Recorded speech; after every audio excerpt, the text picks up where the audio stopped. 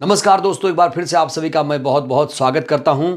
बसपा से इस समय की सबसे बड़ी खबर यह है कि बसपा सुप्रीमो के भतीजे, बसपा सुप्रीमो के उत्तराधिकारी, बसपा के नेशनल कोऑर्डिनेटर आकाश आनंद को वाई प्लस कैटेगरी की सुरक्षा दी गई है। कहा जा रहा है कि यह सुरक्षा गृह मंत्रालय के रिपोर्ट के आधार पर दी गई है और यह सुरक्षा आज नहीं, 1 महीने पहले ही दे दी गई। लेकिन दोस्तों, खबरें अभी प्रकाश में आई हैं, इसलिए इस पर बहुत ज्यादा चर्चा हो रही है। भीम आर्मी के लोग भी कूद पड़े हैं सोशल मीडिया पर और अलग अलग तरीके की प्रतिक्रियाएं भी सामने आ रही हैं।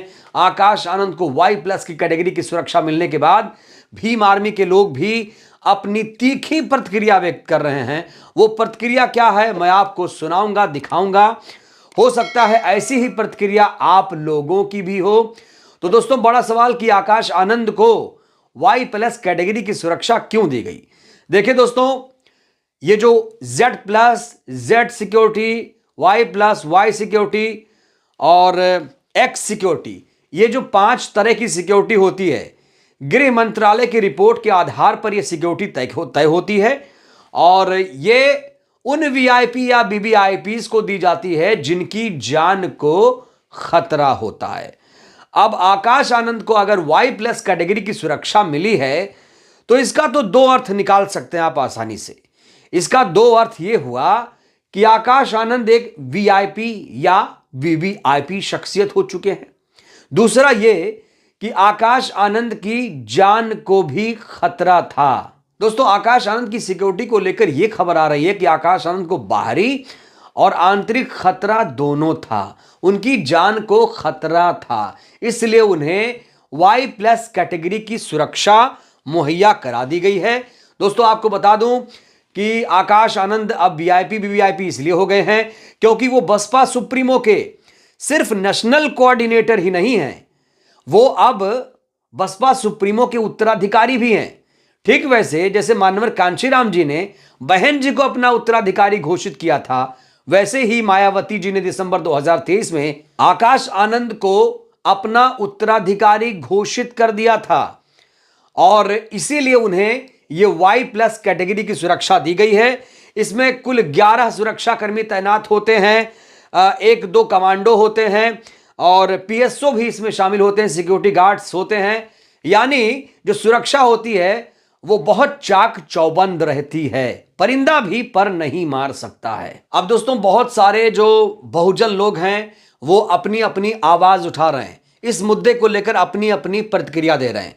अब जब मैं बहुजन बोलता हूं तो कोई चंद्रशेखर का भी सपोर्टर हो सकता है, कोई मायावती जी का सपोर्टर हो सकता है या वो आकाश आनंद जी का भी सपोर्टर या विरोधी हो सकता है। दोस्तों, एक ऐसा ही ट्विटर हैंडल है भानुनंद का, वो कह रहे हैं कि मुझे दिक्कत इस बात से नहीं है कि आकाश आनंद जी को वाई प्लस की सुरक्षा दी गई, मैं तो चाहता हूं आकाश आनंद जी को जेड प्लस सुरक्षा दी जाए, लेकिन मुझे दिक्कत इस बात से है कि भीम आर्मी चंद्रशेखर रावण को लगातार धमकी मिलती है, उनके ऊपर जानलेवा हमला भी होता है और वह जमीन पर सबसे सक्रिय भी रहते हैं, वह पार्टी के अध्यक्ष भी हैं और उनकी जान को सबसे ज्यादा खतरा है, फिर भी उन्हें कोई सुरक्षा नहीं दी गई। आखिर क्या वजह है जो भीम आर्मी चंद्रशेखर आजाद को सुरक्षा नहीं दी जा रही है, ये जानते हुए भी कि उनकी जान को खतरा है। दोस्तों, एक ट्विटर हैंडल है धर्मेंद्र का, वो लिखते हैं कि मूर्ख हमेशा मूर्ख रहते हैं, बसपा नेशनल पार्टी है और बहन मायावती जी के अलावा किसी अन्य नेता के पास कोई सुरक्षा नहीं, जिसके मद्देनजर रखते हुए आकाश आनंद पार्टी के उत्तराधिकारी घोषित हो चुके हैं और नेशनल पार्टी के राष्ट्रीय अध्यक्ष को वाई प्लस सुरक्षा के साथ साथ जेड प्लस सुरक्षा भी दी जाती है।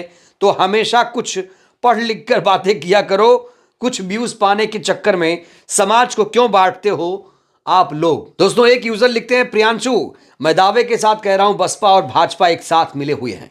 चंद्रशेखर आजाद पर तमाम हमले हुए, गोली चली, आंदोलन हुई पर सुरक्षा नहीं मिली और कल के आए लड़के को जिसे कोई नहीं जानता बीजेपी सरकार ने कड़ी सुरक्षा दे दी। अगर आपको लगता है कि भाजपा और बसपा एक नहीं है तो जियान है आप, जियान। दोस्तों, एक डोरेमोन में एक कार्टून का नाम है जियान, इंजीनियर सतीश गौतम ने लिखा है, तुम्हारे पेट में क्यों दर्द हो रहा है? तुम लोग ऐसे ही जलते रहो, हम ऐसे ही जलाते रहेंगे तुमको। ये तो अभी शुरुआत है, जलवा है आकाश आनंद भाई का। अब एक अति दलित आदिवासी पिछड़ा वर्ग नाम का ट्विटर हैंडल है, इसने क्या लिखा है? चंदू को कोई खतरा नहीं है, ऐसा सरकार समझती है। चंदू कोई बड़ा आदमी नहीं है जिसे खतरा हो, वो तो दूसरी पार्टियों द्वारा लॉन्च किया गया व्यक्ति है।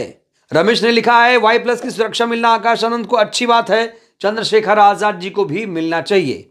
तो दोस्तों, जो बहुजन समाज है वो अपने अपने तरीके से प्रतिक्रिया दे रहा है। कोई कह रहा है कि आकाश आनंद को Y+ नहीं Z+ मिलनी चाहिए, तो कोई कह रहा है आकाश आनंद भाई कौन से बड़े व्यक्ति हो गए, उनको क्यों मिली? बल्कि मैंने बता दिया कि क्यों मिली।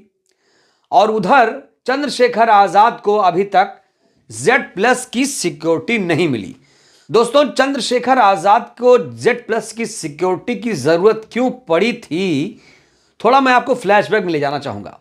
याद करिए, पिछले साल जून के महीने में चंद्रशेखर आजाद पर जानलेवा हमला किया गया था। चंद्रशेखर आजाद को गोली लग गई थी सहारनपुर में, और उसके बाद पूरे देश में भीम आर्मी के लोगों ने, पार्टी के कार्यकर्ताओं ने प्रदर्शन किया था। चंद्रशेखर आजाद के लिए Z+ सिक्योरिटी की मांग की थी और कहा था कि बहुजनों के सीने पर बुलडोजर चढ़ाने को सरकार तैयार रहे। अब दोस्तों, ये खबर देखिए आप, 1 जुलाई 2023, जहां तक मुझे याद आ रहा है 28 जून 2023 को चंद्रशेखर आजाद पर हमला हुआ था। मुझे ये तारीख, शायद यही वो तारीख थी। तो ये देखे, भीम आर्मी चीफ चंद्रशेखर को सुरक्षा देगी योगी सरकार। डिप्टी सीएम ब्रजेश पाठक ने किया बड़ा ऐलान। जुलाई से लेकर आप देखिए कितने महीने हो गए, अभी तक चंद्रशेखर आजाद को कोई सिक्योरिटी नहीं मिली है। दोस्तों, एक ऐसी हेडलाइन आप देख सकते हैं, चंद्रशेखर को सुरक्षा देगी यूपी सरकार, हमले के बाद डिप्टी सीएम ब्रजेश पाठक का बड़ा बयान। दोस्तों, जब यह बयान ब्रजेश पाठक का है, उसके बाद भी अल्टीमेटम दिया गया था। कहा गया था कि सरकार के पास 3 जुलाई तक का अल्टीमेटम है। उसके बाद ना जाने कितनी तारीखें निकल गई। चंद्रशेखर आजाद ने इसको लेकर जंतर मंतर पर प्रदर्शन भी किया था और अपने लिए सुरक्षा की गुहार राष्ट्रपति से लगाई थी। लेकिन जून से लेकर अब तक बहुत सारे महीने गुजर गए, लेकिन अभी तक चंद्रशेखर आजाद को Z+ सिक्योरिटी नहीं मिल पाई है। वहीं पर आकाश आनंद को बड़ी ही आसानी से Y+ कैटेगरी की सुरक्षा दे दी गई है। हालांकि चंद्रशेखर आजाद भी लगातार कहते रहे हैं कि उन्हें सुरक्षा की जरूरत है, उन्हें उनकी जान को खतरा है, उन्हें कभी भी कोई मार सकता है। ऐसी बातें वो लगातार करते रहे हैं, लेकिन अभी तक ना तो राज्य सरकार की तरफ से ना तो केंद्र सरकार की तरफ से इस पर कोई ठोस जवाब सामने आया है। और लगातार भीम आर्मी के लोग इंतजार कर रहे हैं कि चंद्रशेखर आजाद को भी सुरक्षा मुहैया कराई जाए। अगर चंद्रशेखर को कुछ होता है तो उसके लिए सरकार ही जिम्मेदार होगी। तो दोस्तों, आकाश आनंद को अब Y+ कैटेगरी की सुरक्षा मिल गई है। अब बड़ा सवाल यह है, क्या चंद्रशेखर आजाद को भी Y+ की सुरक्षा मिलनी चाहिए? इसको लेकर आप लोग क्या सोचते हैं? अपनी प्रतिक्रिया आप लोग दीजिए। हर कोई जो वीडियो देख रहा है अपनी प्रतिक्रिया जरूर दीजिए। और दोस्तों, आपसे अपील है कि वीडियो को ज्यादा से ज्यादा लाइक करिए, चैनल को सब्सक्राइब करिए, सहयोग करिए, वीडियो को जन जन तक पहुंचाइए, जिससे देश की जनता जागरूक हो। बहुत बहुत धन्यवाद, शुक्रिया। जय भारत, जय संविधान।